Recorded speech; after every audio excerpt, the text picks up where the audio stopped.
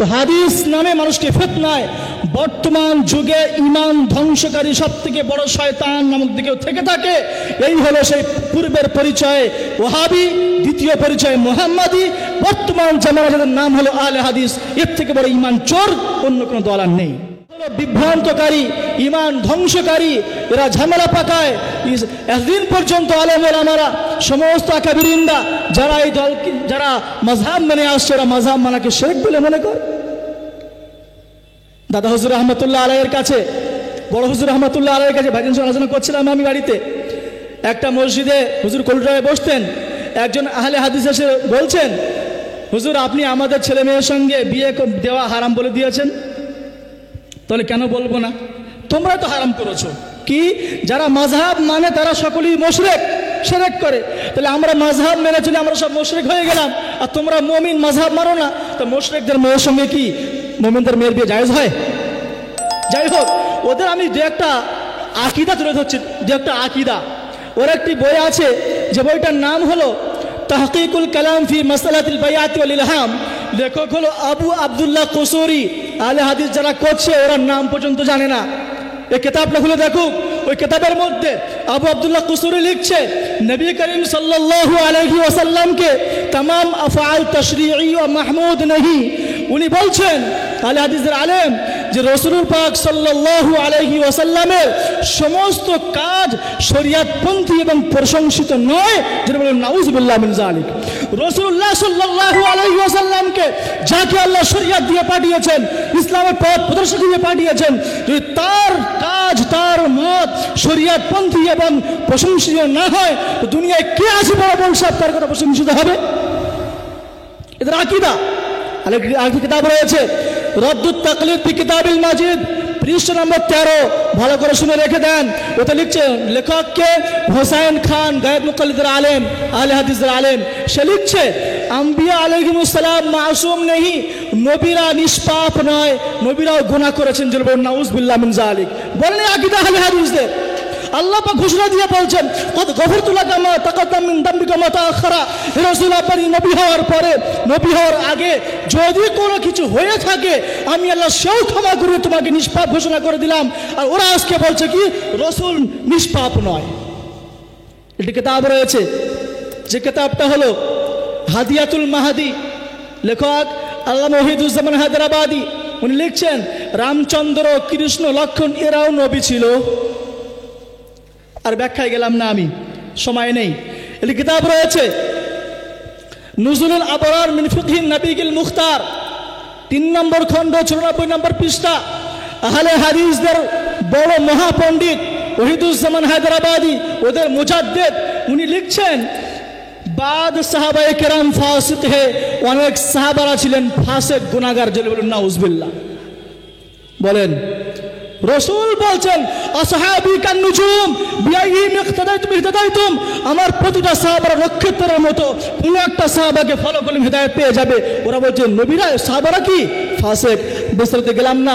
একটি কিতাব রয়েছে মাওলানা মুহাম্মদ জুনাগড়ি, আহলে হাদিসদের লেখক। তার লেখার বইয়ের নাম হলো শামিআয়ে মুহাম্মাদি, পৃষ্ঠা নম্বর 19। ওতে লিখছে, ওমর ফারুক রাদিয়াল্লাহু তাআলা আনহু, ওনার বুদ্ধি, ওনার বুঝ, ওনার ভাবনা গ্রহণযোগ্য না। নাউযুবিল্লাহ মিন যালিক।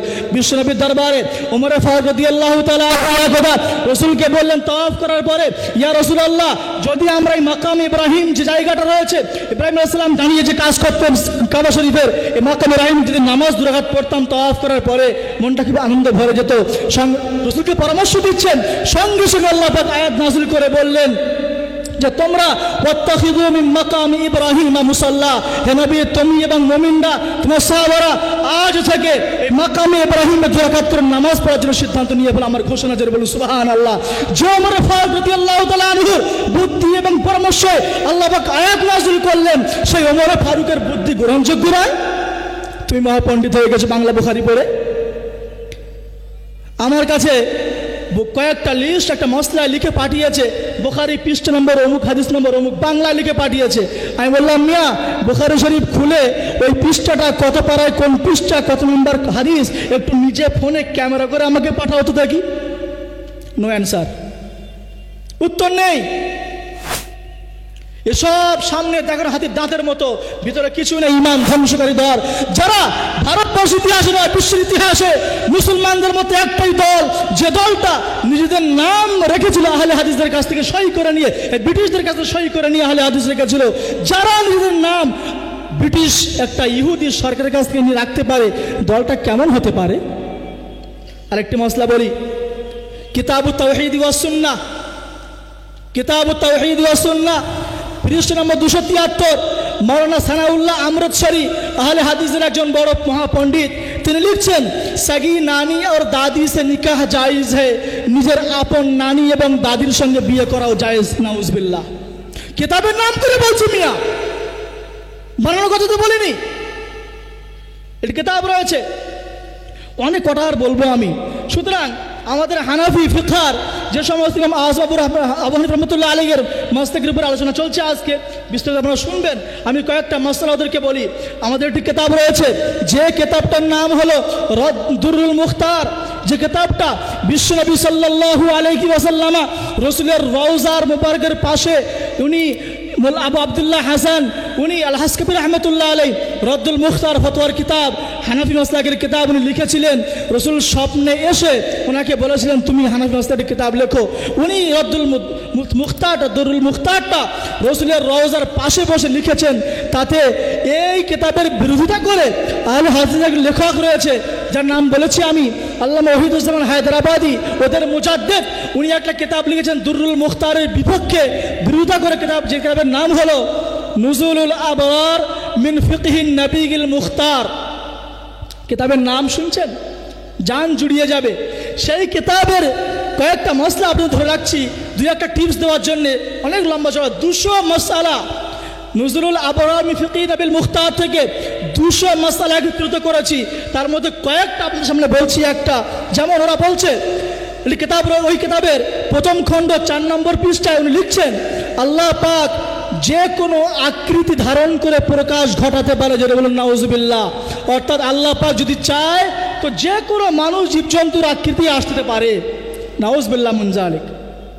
নাম্বার 2, আল্লাহ পাকের ওয়াদা খেলাপি করা সম্ভব, মানে আল্লাহ পাক ওয়াদা খেলাপি করে। আচ্ছা একটা বলি, নবীজি সাল্লাল্লাহু আলাইহি ওয়াসাল্লামের দৃষ্টান্ত পাওয়া সম্ভব। ওই কিতাবের 5 নম্বর পৃষ্ঠা লিখছে, अल्लाह पाक के स्वप्न देखा जायज़। अब आया ऊँट दरख्त के नीचे। इमाम आबू हनीफा रहमतुल्लाह अलैहि আল্লাহ পাককে 100 বার স্বপ্নে দেখেছিলেন এবং আল্লাহর সঙ্গে সাক্ষাৎ হয়ে কথোপকথন করেছিলেন। তার দলিল সব কিছু আমরা দিয়ে আলোচনা করি। একজন ভাইরাল বক্তা বর্তমান চলছে, নাম আর বললাম না, আল্লাহকে ও স্বপ্নে দেখেছে, বিদ্রুপ করে না। ওদের কিতাবের 7 নম্বর পৃষ্ঠায় লিখছে कि खुदा पाक को ख्वाब में देखना मुमकिन है, जायज़ है। আর একটা বলি, ওনারা বলছেন বিনা ওযুতে কোরআন শরীফ স্পষ্ট করা জায়েজ। রক্ত পুঁজ বমি হলে ওযু ভঙ্গ হয় না, এবং সঠিক কথা হলো বমি নাপাক হওয়ার কোনো দলিল নেই। ওরা মানে বমিটাও পাক, তো খেয়ে নেওয়াই ভালো। ওদের কথা হলো ওই কিতাবের 19 নম্বর পৃষ্ঠায় লিখছে যে সঠিক কথা হলো कि सही कौल तो ये है कि शराब भी पाक है। সঠিক কথা হলো মদটাও হলো পাক জিনিস, ওই কিতাবে লিখছে। তারপরে লিখছে পুরুষ মহিলা। আচ্ছা মশলা বললাম না আমি আর, কারণ সংক্ষিপ্ত দুই একটা কথা বলি।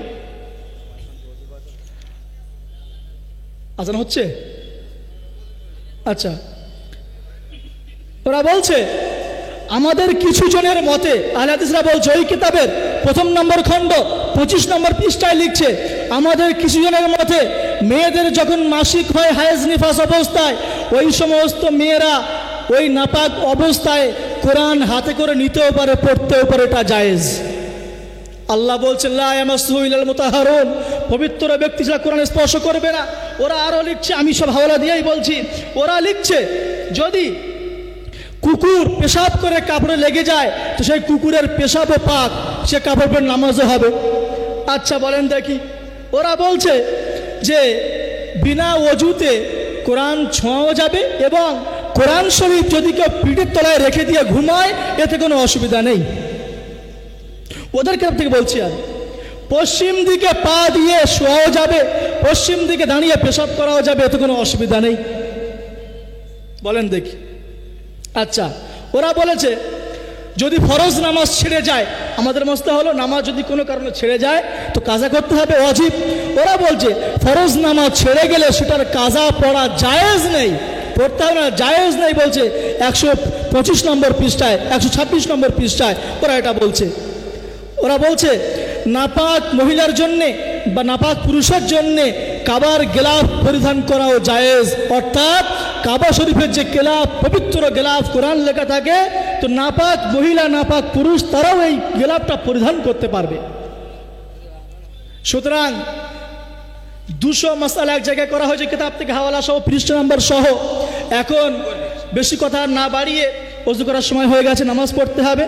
আমাদের আমন্ত্রিত ওলামাগণ এসে গিয়েছেন, আপনারা সকলে আশা করছি তাদের কাছ থেকে সঠিকভাবে এবং সুষ্ঠুভাবে শ্রবণ করবেন আশা রাখছি।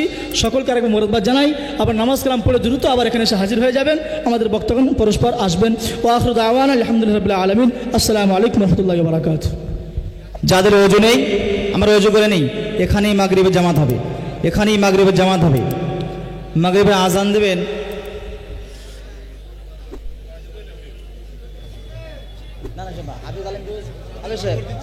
হাবিব সাহেব, আজান দেব, আজান দেব।